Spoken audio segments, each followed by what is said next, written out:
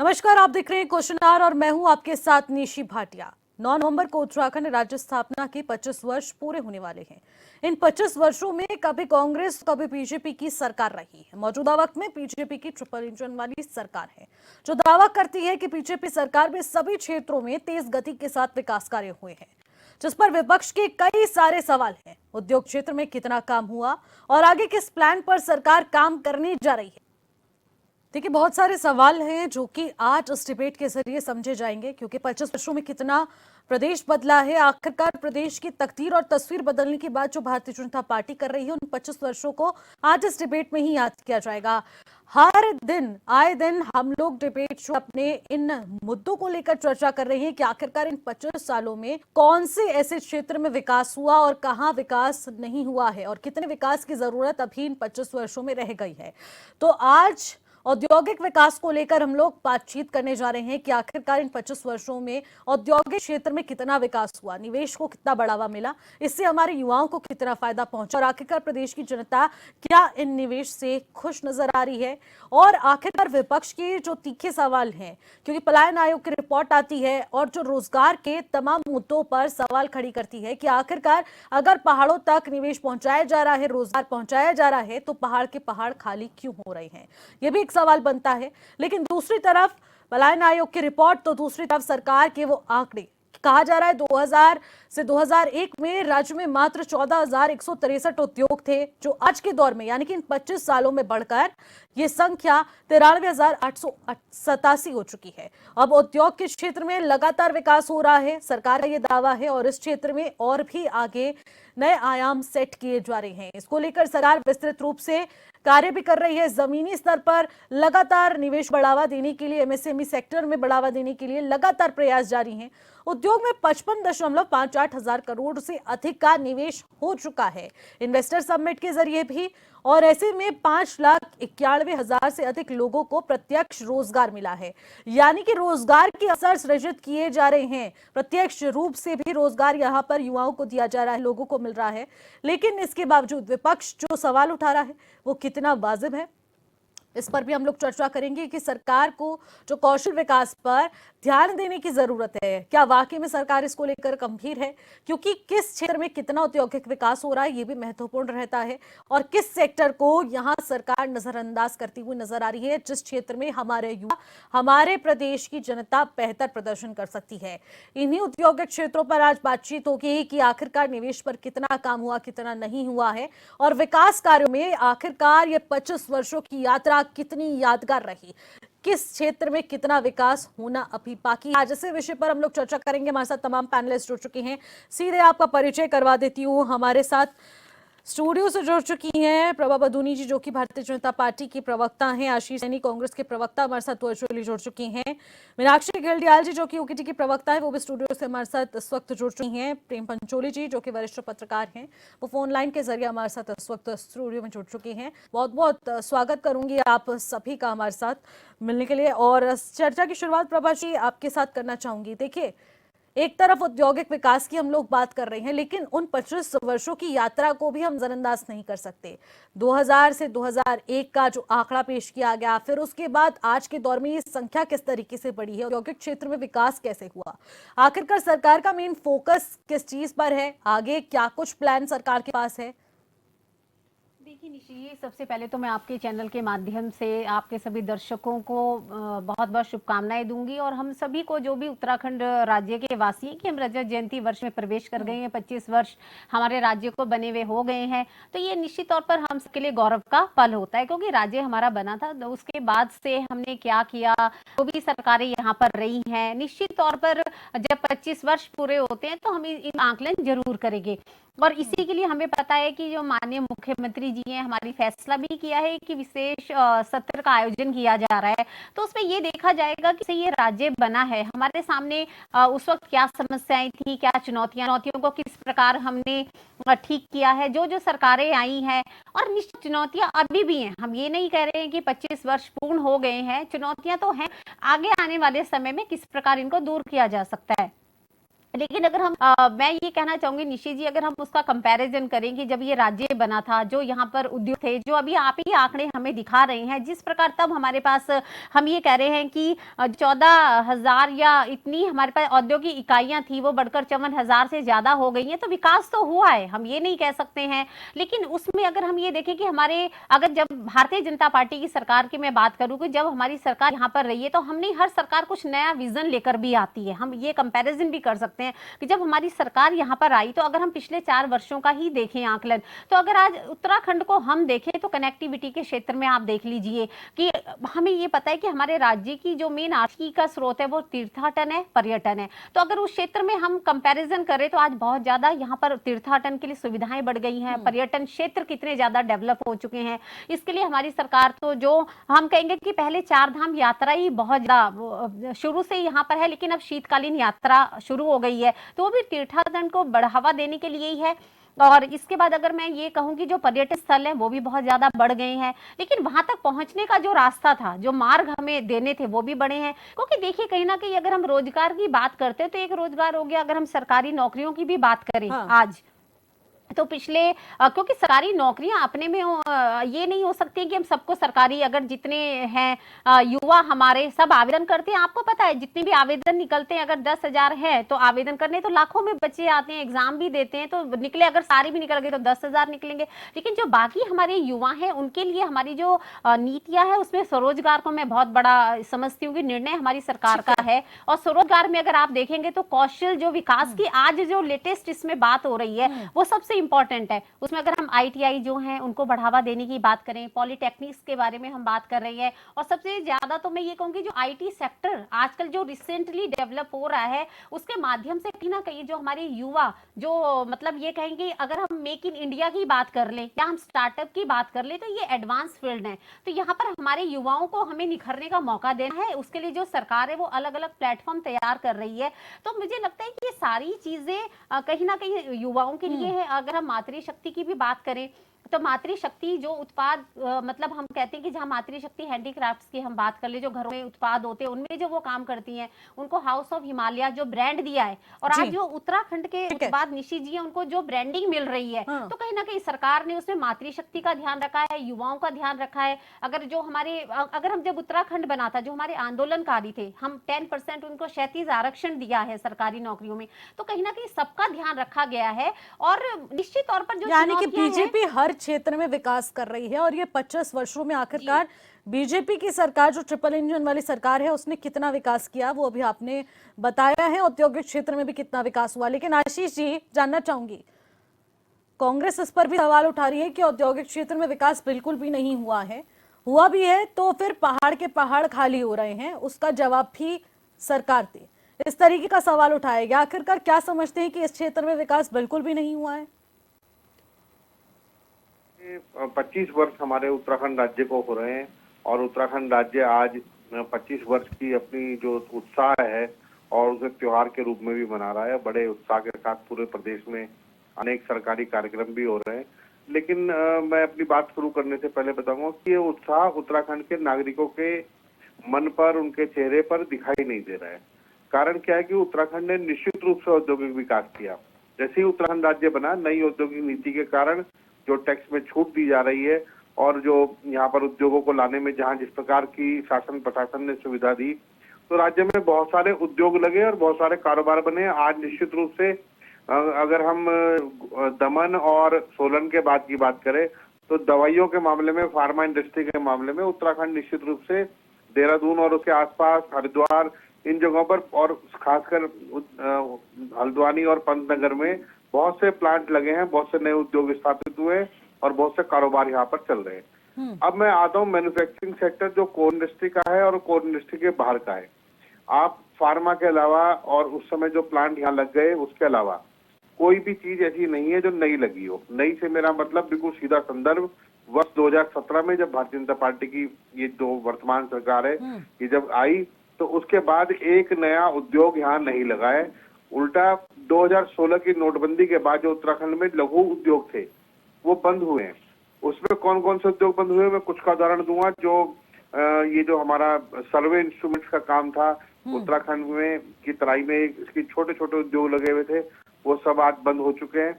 ये सारा उद्योग मुंबई शिफ्ट हो चुका है। दूसरा जो हमारे यहाँ कपड़ों का और छोटा जो रेडीमेड कपड़ों का कारोबार था, वो सब यहाँ से समाप्त हो गया है। एक सब्सिडरी इंडस्ट्री के रूप में यहाँ पर स्थापित हुआ था, वो यहाँ से खत्म हो गया है। मैं कम से कम 10 प्लांट ऐसे जानता हूँ जो यूनिफॉर्म और ड्रेसेस सिलने का काम करते थे, आज वो बंद हो चुके हैं। उसके अलावा आप पाएंगे कि जो मैकेनिकल मैन्युफैक्चरिंग में होंडा के और 2-3 कंपनियां जो उनके साथ काम करती हैं, जिन्हें सिस्टर कंसर्न कहा जाता है, वो फर्म्स भी अपना कारोबार यहाँ से समेट रही हैं, क्योंकि उत्तराखंड राज्य में सबसे अधिक सुविधा जो थी वो बिजली की दरों की थी, और बिजली की दरें आज कमर्शियल रेट पर बढ़ा दी गई हैं। जबकि उत्तराखंड राज्य ऊर्जा सरप्लस राज्य है, उसके बावजूद भी और यहाँ पर बिजली की दरें इतनी महंगी हो गई कि जो छोटे प्लांट्स हैं, लघु उद्योग हैं, उनका सर्वाइवल समाप्त हो गया। अब तीसरा जो सबसे महत्वपूर्ण काम है, पर्यटन का जो कार्य था, पर्यटन कार्य में राज्य के युवाओं को, राज्य के लोगों को प्रोत्साहित करने के लिए वीर चंद्र सिंह गढ़वाली परियोजना शुरू की गई। उस योजना में जब से भाजपा के लोग आए, तब से मंत्रियों और संतरियों और उनके दरबारियों के अलावा किसी को वीर चंद्र सिंह गढ़वाली योजना का लाभ नहीं मिला, और जिन्होंने उसका लाभ वसूला उसका कोई उपयोग ऐसा नहीं किया कि वो राज्य के हित में इंफ्रास्ट्रक्चर डेवलपमेंट से लेकर एक औद्योगिक विकास को लेकर। मैं अगर आपसे कहूं, एक अच्छा कमरा अगर रहने के लिए चाहिए तो उत्तराखंड राज्य के जो होटल्स हैं वो उन नॉर्म्स को आधे से ज्यादा होटल पूरा ही नहीं करते हैं। वहां पर घुटन है, वहां पर गंदगी है, वहां सफाई नहीं है। और तीसरा जो सबसे लास्ट में आपके सामने एक बात रखना चाहूंगा, थोड़ा सा समय लूंगा, जो हमारे यहाँ पहाड़ों में फल होते हैं, दालें होती हैं, उनके विपणन का कोई बोर्ड, आज 2025 में हम उत्तराखंड राज्य के 25 वर्ष की बात कर रहे हैं, एक ऐसी छोटी सी दुकान, कोई मंडी जो हमारे उत्तराखंड के ब्रांड को, इन्होंने ब्रांड हिमालय की बात की ना, तो मैंने अपने जीवन में आज वो ब्रांड हिमालय देखा नहीं है। तो इसलिए उस ब्रांड की ये बात ना करें। जितने इन्होंने गोलगप्पे यहाँ बनाए हैं, मुझे लगता है कि इनको इनके कार्यालय से मिले होंगे, लेकिन यथार्थ पर जब हम सड़क पर जाएंगे तो यहाँ पे देखने को मिलते नहीं चलेगा। है। आपको विदेशी प्रोडक्ट्स खरीदनी है कांग्रेस को, तो फिर उनको कैसे पता चलेगा कि उत्तराखंड के भी अपने प्रोडक्ट्स हैं? कभी खरीद के लाइए। नहीं, उत्तराखंड के प्रोडक्ट हैं, खरीद के लाते हैं, लेकिन आप जिस ब्रांड का उल्लेख कर रहे हैं, ऐसा कोई ब्रांड नहीं है। वो बनाने वाले, उत्पादन करने वाले भगवान भरोसे बेच रहे हैं, उसमें आपका कोई योगदान नहीं है।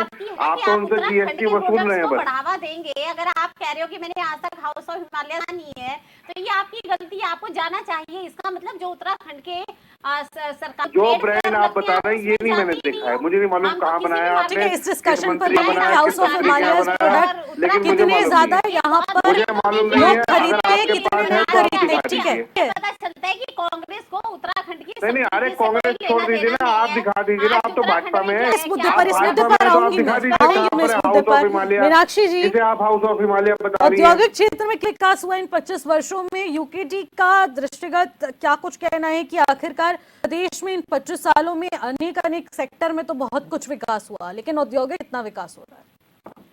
देखिए, मैं पहले भी कई बार ये चीज बोल चुकी हूँ कि जो ये राज्य सरकार है, इसके जो आंकड़े हैं, मैं नहीं जानती कि इनके आज से आते हैं, क्योंकि धरातल की सच्चाई इनके आंकड़ों के बिल्कुल उलट होती है।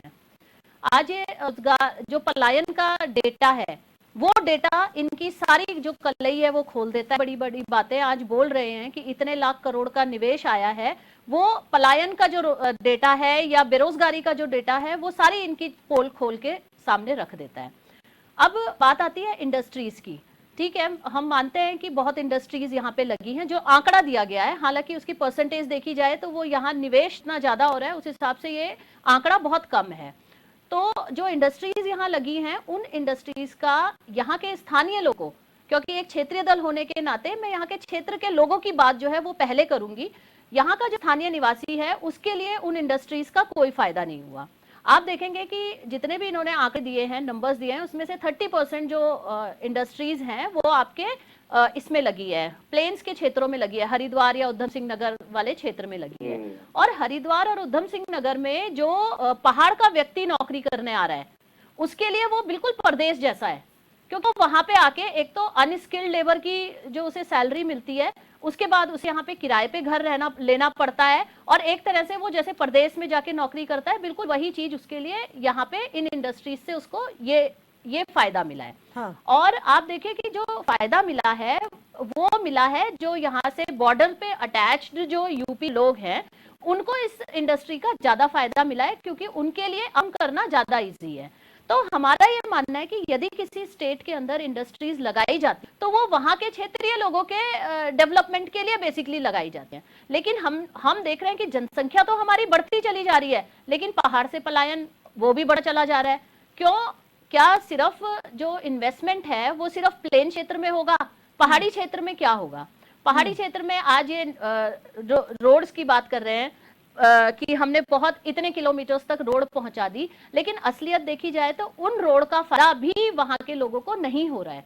आप ये देखिए कि इतनी ज्यादा रोड्स बनने के बाद भी आप अगर गांव में ट्रांसपोर्ट की फैसिलिटी देखेंगे तो आप देखिए कि वहां पे ट्रांसपोर्ट फैसिलिटी अवेलेबल नहीं है। अगर बाय चांस कोई वहां पे खेती करके क्योंकि हम मिलेटियर और बहुत सारी चीजें ना, मत्स्य पालन और ये आपका गोट फार्म, इस तरह की बहुत सारी बातें करते हैं, तो अगर कोई गलती से अगर बाघ भालू से बचा के कुछ थोड़ी बहुत खेती कर भी ले तो वो उसको वहां से ट्रांसपोर्ट करने का उसके पास कोई सुविधा नहीं है। अभी मैडम बात कर रही थी हाउस ऑफ हिमालयाज की, तो वो कह रही थी कि आप विदेशों के प्रोडक्ट खरीदते हैं इसलिए आपको नहीं, आप कभी जाइए तो सही। अब आप ये बताइए कि क्या उत्तराखंड के प्रोडक्ट लेने के लिए हमें बाहर स्टेट्स पे जाना पड़ेगा क्या? क्योंकि उत्तराखंड के अंदर तो हमें वाकई में ये वाले प्रोडक्ट कहीं पे आते नहीं है। दूसरी चीज आप ये देखिए कि गांव से जो प्रोडक्ट खरीदे, चाहे मंडवा हो चाहे वो बहुत ही नॉमिनल रेट पे खरीदे जाते हैं, लेकिन तक आते आते उनका मूल्य इतना ज्यादा हो जाता है कि एक आम व्यक्ति तो वो प्रोडक्ट्स नहीं खरीद सकता। तो इसमें भी जब पहाड़ की खेती बंजर हो रही है तो ये प्रोडक्ट्स आखिर आ कहां से रहे हैं? बिल्कुल, निवेश को सरकार अगर बढ़ावा दे रही है तो उस निवेश से प्रदेश की जनता को कितना फायदा पहुंच रहा है, ये अपने आप में बहुत बड़ी बात हो जाती है। आखिरकार इस निवेश से हमारी प्रदेश की जनता को कब तक वो फायदा पहुंचेगा? क्योंकि देखने को मिल रहा है कि पहाड़ के पहाड़ खाली हो रहे हैं, लेकिन फिर भी रोजगार की बात सरकार कर रही है। इसी सवाल के साथ वापस लौटूंगी, फिलहाल एक छोटे से ब्रेक का वक्त हो चुका है। ब्रेक के बाद जो लौटेंगे आप पर ही रहिएगा।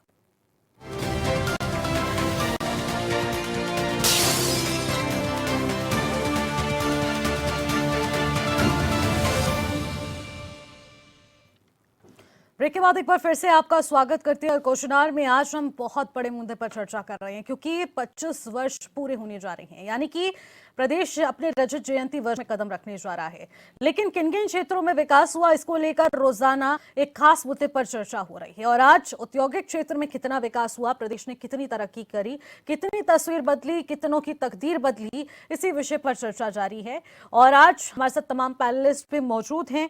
सीधे रुख करना चाहूंगी प्रेम पंचोली जी का, जो कि वरिष्ठ पत्रकार के तौर पर हमारे साथ जुड़े हैं। प्रेम पंचोली जी, बड़ा सवाल ये है कि आखिरकार विकास के नाम पर बहुत कुछ कहने को है। इन 25 वर्षों की यात्रा में हम विकास के दृष्टिगत बहुत सारे क्षेत्रों में विकास देख पा रहे हैं, आंकड़ों में फर्क देखने को मिल रहा है, और धरातल पर स्थिति पर फिर विपक्ष बड़े बड़े सवाल उठाता है। लेकिन आखिरकार जमीनी हकीकत को देखा जाए तो क्या इन आंकड़ों से वो विपरीत है? क्या कुछ यहाँ पर बदलाव देखने को मिला है? देखो निशी जी, बदलाव बहुत कुछ दिखाई दे रहा है। बात इस यहाँ से शुरू होती है कि जब ये राज्य बना था तो अंतरिम जो गवर्नमेंट थी उससे पहले इलेक्शन, पहला जो इलेक्शन हुआ उससे पहले की जो गवर्नमेंट थी वो भाजपा के से ही जुड़े हुए लोगों की थी जी। उन लोगों ने सरकार बनाई और कुछ 13 महीने सरकार रहे, और उसके बाद चुनाव आया और फिर कांग्रेस सत्ता में आई। कांग्रेस ने 5 साल चलाया और उसके बाद फिर भाजपा आई और फिर कुछ दिन कांग्रेस आई, और इस तरह से सबसे ज्यादा समय तक भाजपा ही सत्ता में रही है, भारतीय जनता पार्टी। तो कहने का मतलब ये कि सवाल भी भारतीय जनता पार्टी से ज्यादा हो सकते हैं और संतुष्टि भी भारतीय जनता पार्टी से ज्यादा होगी।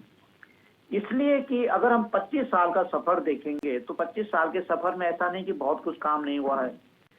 आप यहाँ उत्तराखंड में जहाँ सड़कें नहीं थी, लोग बहुत मतलब बहुत चिंतित थे कि हमारे यहाँ सड़क आ गया, आज वहाँ सड़क पहुंच चुकी है। कुछ रेयर गांव है जहां तक सड़क नहीं पहुंची। मुझे लगता है कि वहाँ कई सारे कानून और वन्य कानून की जो सारी चीजें हैं वो उसके कारण से पेंच फंसे हुए हैं, तो वहाँ पे सड़क बन जाएगी। मुझे लगता है कि उस सरकार अगर उसमें थोड़ा सीरियस हो जाती तो शायद उन जगह पे भी सड़क पहुंच जाती। तो कुछ काम हुआ है जिसपे हम लोग आंख बंद नहीं कर सकते हैं। लेकिन सवाल इस बात का है कि आपने जितना काम किया है उसका इनपुट कितना था और आउटपुट कितना है। जब हम रजत जयंती वर्ष में आते हैं तो हमें आउटपुट दिखना चाहिए। और आउटपुट इस मायने में कि जिस साल हम रजत जयंती वर्ष मना रहे हैं उस साल 2-3 तरह की घटनाएं आपकी खुशहाली की जो आप जो समारोह मना रहे हैं उस पे सवाल खड़े करते हैं। पहला तो यह है कि चौखुटिया से एक जन समूह श्रीनगर होते हुए पैदल मार्च करते हुए देहरादून राजधानी आ रही है और मुख्यमंत्री के पास वो जाना चाहते हैं, सरकार के पास जाना चाहते हैं, उनसे बात करना चाहते हैं। तो ये बड़ी बात है कि चौखुटिया यानी कि हमारे कुमाऊं कमिश्नरी से गढ़वाल कमिश्नरी होते हुए पूरा एक बहुत लंबा सफर है, यानी कि पूरे राज्य के लोग उससे जुड़े हुए लोग हैं, राज्य के अंदर के लोग उससे जुड़े हुए लोग हैं। तो बड़ी मांग है, ऐसा तो नहीं है कि सैकड़ों किलोमीटर, लगभग 500 किलोमीटर के आसपास ही होगा या उससे थोड़ा कम होगा, 300-500 किलोमीटर बीच में जो पैदल मार्च कर रहे हैं उनका बड़ा सवाल है। दूसरा यह कि जब हम रजत जयंती वर्ष में आ रहे हैं और हम उस डेट में हैं जिस तारीख को हम बहुत जश्न मनाना चाहते हैं, तो सरकार के दरवाजे पे 3000 से अधिक महिलाएं धरने पर बैठी हुई है। और वो महिलाएं हैं, मैं आपको बता दूं, जो 25 साल में इस नए राज्य में गांव में जनगणना, पशु गणना, आधार से लेकर के फोटो पहचान पत्र, अगर गांव में कोई अधिकारी कर्मचारी पहुंचता है उसके स्वागत के लिए, उसकी सेवा के लिए, उसकी सुविधा के लिए और तमाम जितने काम होते हैं वो बिल्कुल मुस्तैद रहती है वो महिला। और वो आंगनबाड़ी कार्यकर्ता आज सरकार के दरवाजे पे खड़ी है, 3000 महिलाएं। ये बड़ा सवाल है। तीसरा सवाल ये खड़ा होता है कि जब हम अपने जंगलों में उसकी सुरक्षा, वहाँ मानव और जंगली पशु का आपस में संघर्ष हो रहा है और उस संघर्ष को खत्म करने के लिए हमारे पास न कोई फोर्स है, न वन विभाग की कोई फोर्स है, न कोई ऐसी पुलिस फोर्स है जो उस संघर्ष को खत्म करे या कोई इस तरह की कोई तकनीक है उस संघर्ष खत्म करे। लेकिन दारू की दुकान की चौकीदारी, उसकी पहरेदारी के लिए दर्जन से भी अधिक पुलिस वाले लठ लेकर के खड़े हैं और तब दारू बिकवा रहे हैं वहां पे। तो ये शर्मनाक बात है। हम ये नहीं कहते दारू बंद हो, या जब दारू पीने वाले होंगे नहीं तो दारू की दुकान भी बंद हो जाएगी, शराब की दुकान बंद हो जाएगी। दारू में इस मायने में कह रहा हूँ कि हमें गुस्सा है कि भाई ठीक है, तुम सरकार है, शराब की दुकान खोलना चाहते तो उस दुकानदार को बोल दे कि दूसरे की खोल भाई, यहाँ से बंद कर। तुमने चाकू मारा लोगों के और जान गई, जवान लड़के की जान चली गई है, लेकिन सरकार जो है उस दुकान की सुरक्षा करवा रही है। तो जितने आपने अच्छे काम किए उन कामों पे पानी फिर गया है। अगर आपके अच्छे काम को हम गिनाना चाहें तो मेरे जैसे आदमी के मुंह में तो उनके अच्छे काम आते नहीं है। आप एक शराब की दुकान की चौकीदारी करा रहे हो, शर्म आनी चाहिए ऐसे मुख्यमंत्री को और ऐसी सरकार को शर्म आनी चाहिए कि आप शराब की दुकान की चौकीदारी करवाए हो। आप उस महिला की चौकीदारी नहीं करा सकते जिस महिला पे भालू चिपक गया, जिसकी पूरी खोपड़ी नोच दी गई है। आप उस युवा की चौकीदारी नहीं करा सकते जिसका पूरा घुटना तोड़ दिया गया बाघ ने, गुलदार ने, उसकी चौकीदारी नहीं करा पा रहे हैं। तो ये बड़ा सवाल है और बहुत सारे सवाल है कि आपके आउटपुट कम दिखाई दे रहे हैं। मैं आपको बता दूं 1994 में जो व्यक्ति 35 साल का होगा वो आज 60 साल से ऊपर का हो चुका है। हाँ। आप ऐसे बुजुर्ग मतलब 60 साल से ऊपर आप उसको बुजुर्ग कह सकते हैं, तो आप उनसे पूछे कि आप संतुष्ट हैं कि नहीं है। 100 में से 90 इस तरह के बुजुर्ग, 100 में से 90 लोग जो 60 साल से ऊपर होंगे वो 90 लोग जो मना करेंगे कि हम संतुष्ट नहीं है। अब आप बोलो क्यों नहीं है? हाँ। जब आप 25 साल में जितने भी यहाँ उद्योग हैं, उद्योग हट गए, इधर आ गए उधर, वो तो एक बिजनेस का मामला है, जिसका नहीं चलेगा वो बंद कर देगा। लेकिन जब आपकी पॉलिसी है कि सरकार जो है उद्योगों में 70% उत्तराखंड के लोगों को नौकरी देगी, रोजगार देगी, तो पहले साल तो इन्होंने ये बोला जब राज्य बना कि स्किल नहीं है यहाँ राज्य में। क्यों नहीं है स्किल? आज सारी स्किल्ड हमारे पास है, लेकिन आज भी 25वें साल जब हम रजत जयंती वर्ष में हैं, आज भी 70% का आंकड़ा इन्होंने पूरा नहीं किया है। तो इनको शर्म आनी चाहिए। यही वो पॉइंट है प्रेम पंचोली जी कि आखिरकार जब 70% कहा गया था कि देश के लोगों को ही रोजगार यहाँ पर दिया जाएगा, तो आखिरकार उस पॉलिसी को इम्प्लीमेंट क्यों नहीं किया जा रहा? बिल्कुल इसी सवाल के साथ प्रभा जी आपके पास आना चाहूंगी कि हम 25 वर्षों की विकास यात्रा का बार बार जिक्र कर रहे हैं, उसी पर हम लोग बातचीत कर रहे हैं। वर्ष 2000 से 2001 में जहां 14,163 उद्योग स्थापित हुए और आज ये संख्या 93,000 से बढ़कर पहुंच चुकी है, लेकिन उसके बाद भी अभी तक पलायन क्यों नहीं रुका? रोजगार के लिए फिर भी दर बदर की ठोकरें हमें क्यों खानी पड़ रही हैं? जब उद्योग स्थापित किया जा रहा है तो वो एक लाइन जो सेटअप की गई थी, जो पॉलिसीज बनाई गई थी, उस पर काम क्यों नहीं हो रहा है? निशी जी, एक बात मैं और कहना चाह रहा हूँ। हाँ। कि हमारे जो उत्तराखंड में जितने भी सेवा योजना कार्यालय है, उन कार्यालयों से जो यहाँ प्रवक्ता सरकार की तरफ से या सत्ता की तरफ से जो प्रवक्ता बैठे, मुझे लगता है कि होमवर्क करके नहीं आए हैं। आज आपको बताना चाहिए कि हमारे सेवा योजना कार्यालय में इतने लोग पंजीकृत हुए थे और इतने लोगों को रोजगार मिल गया है। ये आंकड़ा आज सरकार के लोग नहीं बता पा रहे। बिल्कुल जवाब ही लेंगे पर प्रेम जी नहीं अभी बता जवाब पा ले रहे लेते तो संदेह है ना, डॉट फुट मामला है ना, क्यों नहीं बता पा रहे? हाँ जवाब ले लेते हैं प्रभा जी। ये तमाम सवाल हैं, और अगर कोई इन्होंने काम कर दिया कि हाउस ऑफ हिमालय बना दिया, तो ये एहसान नहीं दिखाना है, एहसान उस चीज का दिखाना है कि जो जरूरी काम है, जो सरकार के प्रोजेक्ट के अंदर नहीं आता, जिसको जरूरी करना है पब्लिक के लिए। जब मैंने कहा ना कि आपका इनपुट कितना था और आउटपुट कितना आया, ठीक है, तो आउटपुट इसी पर जवाब ले लेते हैं प्रेम जी। प्रभा जी यहीं पर है। प्रभा जी। जी निशी जी, सबसे पहले तो मैं ये कहना चाहूंगी, निश्चित तौर पर हमारी सरकारें तो सवाल बनते हैं और हमें जवाब देने में हम बिल्कुल, हमारी सरकार सक्षम है। क्योंकि देखिए, अगर हमारा प्रदेश 25 वर्ष मैं कहूँगी रजत जयंती में है, तो हम ये जरूर कंपैरिजन करेंगे कि जो पहले सरकार थी या जो हमारी सरकार ने हमने क्या किया। देखिए, सबसे पहले तो मैं कहूँगी पिछले जब 2-4 सालों का मैं मुख्यमंत्री जी का अभी का कार्यकाल बता दूं, तो जो हमने नौकरियां सरकारी दी है वो 25,000 से ज्यादा दी हैं। जबकि जब से उत्तराखंड बना है, जो हम बात कर रहे हैं कि 2002 से लेके और अब तक का कार्यकाल जो रहा है, उसमें केवल मात्र 12,000 नौकरियां दी गई। तो पिछले जो कार्यकाल है केवल उसमें ही हमारी भाजपा की सरकार ने, मैं कहूंगी कि जो नौकरियां 30,000 के आसपास दी है, वो सरकारी नौकरियां दी हैं। और उसका बकायदा जो हमारे अपॉइंटमेंट लेटर माननीय मुख्यमंत्री जी ने अपने हाथों से दिए, वो किसी से छुपा हुआ नहीं है। ये सरकारी नौकरियों की बात है। अब ये देखिए, जहां तक टेक्निकल, हम इसीलिए कौशल विकास योजना के पर आज हम जोर दे रहे हैं। हम ये कर रहे हैं कि चुनौतियां हैं, हमने ये नहीं कहा है कि जितनी भी चुनौतियां पहाड़ी क्षेत्र है, पहाड़ी राज्य है, हमने सारी चुनौतियों का सामना हमें करना है। समस्याएं हैं, लेकिन हम ये नहीं कह रहे हैं कि उनको हम पार नहीं पा सकेंगे। कौशल विकास को इसलिए हमें इंपॉर्टेंस देनी है कि जब भी हम किसी नई इंडस्ट्री को लगाते हैं, अगर हम ऑल वेदर रोड की ही बात कर ले, तो अगर वहां पे जो टेक्नीशियंस काम करते हैं, तो उसके लिए एक प्रोफेशन, हमें जो लोग होते हैं काम करते हैं, कारीगर होते हैं, उनकी जरूरत होती है। तो अगर वो कारीगर वहां पर नहीं मिलते हैं, तो तभी उन्हें बाहर से लाना पड़ता है। अगर हमारे प्रदेश में हमारे युवाओं के पास ही वो कारीगरी होगी, वो टेक्निक उनके पास होगी, तो फिर बाहर से क्यों लेकर आएंगे? और बाहर से जो यहाँ पर आएगा, अगर लोकल को वो सुविधा मिलेगी, तो निश्चित तौर पर उसकी सैलरी भी होगी, उसकी आर्थिकी भी ज्यादा मजबूत होगी। तो इसीलिए आज हमारे माननीय मुख्यमंत्री जी ने कहा है कि आने वाले वर्षों में जो कौशल विकास है, चाहे वो ITI हो, पॉलिटेक्निक सेक्टर हो, IT इंडस्ट्री हो, उसमें हम युवाओं की भर्ती ज्यादा से ज्यादा करेंगे, जिससे पलायन भी रुकेगा। क्योंकि जो क्षेत्रीय हमारे युवक है, उनको रोजगार मिलेगा, वो अपने घरों में रहकर ही काम कर सकेंगे, तो पलायन भी रुकेगा और रोजगार के साधन भी यहाँ ज्यादा उपलब्ध होंगे। तीसरी बात मैं ये कहना चाहूंगी कि जो हमने कहा है कि मैन्युफैक्चर इंडस्ट्री हो, या हमारे एडवेंचर स्पोर्ट्स हो, या हेल्थ एंड वेलनेस वाले सेंटर हो, जहाँ पे हमें मैन पावर की बहुत ज्यादा जरूरत पड़ती है, तो उसकी भी हमें उनको क्या है कि एक एजुकेशन क्वालिफिकेशन उनकी होनी चाहिए। तो ये छोटे छोटे सेक्टर है जहाँ पर कि बहुत ज्यादा हमें देखेंगे एजुकेशनल फैक्टर्स नहीं होते, क्वालिफाइड हमें कोई ऐसा नहीं होता कि कोई डिग्री की जरूरत होती है, लेकिन वो प्रोफेशनल क्वालिफिकेशन की हम बात करेंगे। प्रभा जी, यहाँ पर ये सवाल लेना चाहूंगी, यहाँ पर वो क्वालिटी, वो क्वालिफिकेशन, वो स्किल यहाँ के बच्चों में क्यों नहीं है?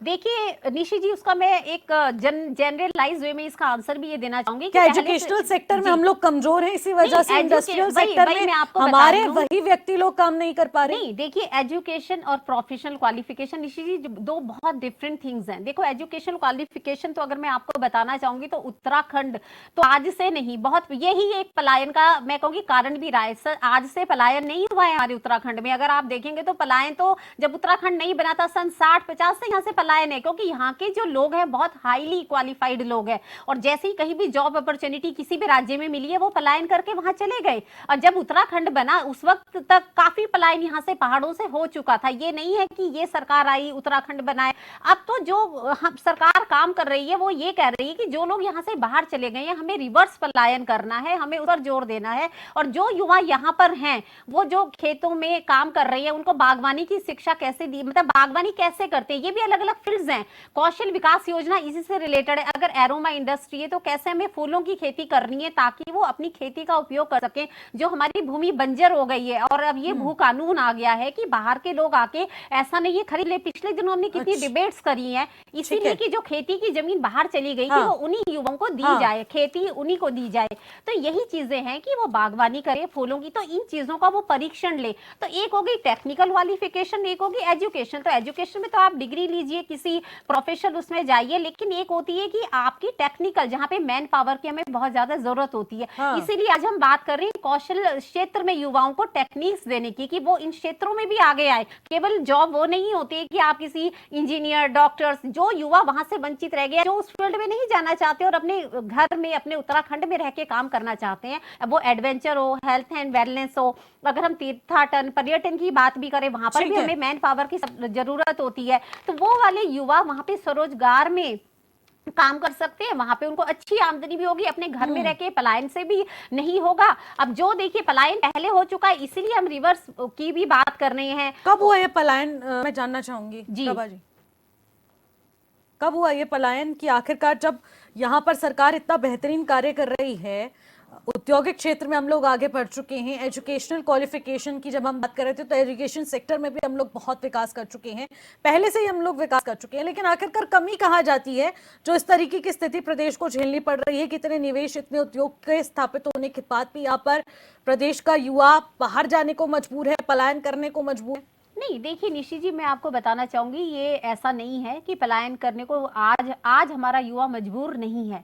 अगर वो बाहर जा रहा है, अगर वो कहीं फॉरेन गया है, कहीं गया, बहुत सारे युवा ऐसे जो दिल्ली, बॉम्बे में जॉब करते थे, जब कोरोना काल में हमने देखा है वहां पे सारी इंडस्ट्रीज बंद हो गई थी, वो वापिस आए, उत्तराखंड में आए। जब वो यहाँ पर आए, जो सरकार ने उनको प्रोत्साहन दिया, आज उनको लोन फैसिलिटी दी जा रही है लो इंटरेस्ट रेट पे, तो वो कहीं ना कहीं पहाड़ों पे अपना उद्योग लगा रहे हैं, अपना काम कर रहे हैं। आप उनको देखिएगा कि आज छोटे छोटे जो मैं उत्पाद की अभी बात कर रही थी, वो भी स्वरोजगार का माध्यम है। अभी बहुत सारे यूट्यूब पे उन्होंने, जरूरी नहीं है कि इसी ब्रांडिंग के माध्यम से वो कर रहे हैं, उन्होंने अपने अपने ब्रांड लॉन्च कर दिए हैं और उत्तराखंड के प्रोडक्ट्स वो बाजारों में बेच रहे हैं।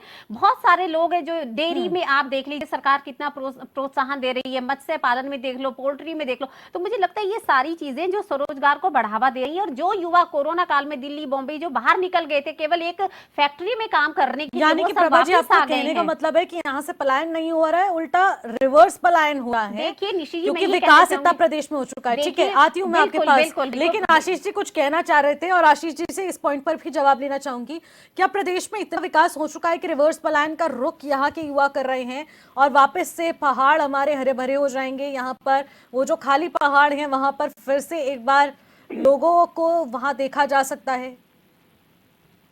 देखिए, मैंने अपने वक्तव्य में एक बात कही थी कि उद्योगों को जो यहाँ स्थापित किया गया था, उनका एक मुख्य आकर्षण ये था कि यहाँ पर सस्ती बिजली और बिल्कुल लगातार उपलब्ध है। और क्योंकि ऊर्जा सरप्लस राज्य है, तो हम ये 2002 में जिस समय उत्तराखंड राज्य बने हुए 1.5 साल ही हुआ था, तब हम ये दे पाने की स्थिति में थे।